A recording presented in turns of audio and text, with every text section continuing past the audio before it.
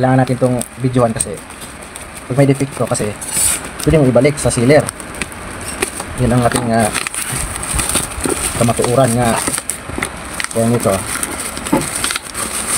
Oh, ito kasi ilang watts to? Ito ay, alam ko bili ko nito 1.5 watts to eh. Ba't maliit pa rin siya? Tingnan natin. Kailan may yupi-yupi. 1.5 watts yung bili ko nito eh.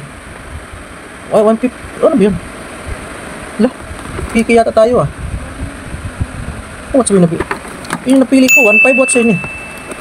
Kaya 456 to eh. Lah. Yun na yata ang ano nito. Ilaw. Ito buksan ko kasi doon mayroong silyado doon.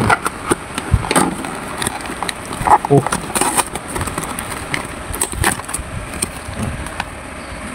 Oh. Parang parang laki nun. Una ko nabili. Ay, malaki ng kunti. Ilang watts ba to?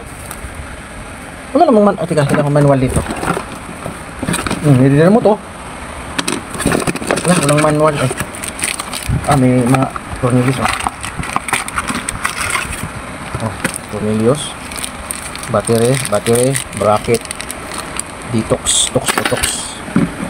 Tapos try natin to. Wala pang hindi pa naka-charge, try pa rin. Wala siyang manual. Lakas kaya to? Wala siyang manual. Takot na akong umibig. Uy, tagalang video ah. Yun. Pasok. Hop. Remote. Ay, battery pa. Kailangan pang battery. Kailangan pwede mo lang battery. Yan. Tapos sa basura. Dito, yan. Uy. Butasan. Ito, may butas na.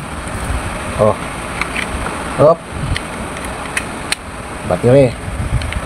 Hop.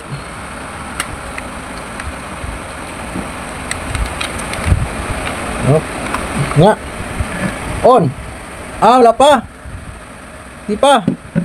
Wala pa siya oh. Nung una kong binili, ano agad. Ay, galing oh. Tigas oh.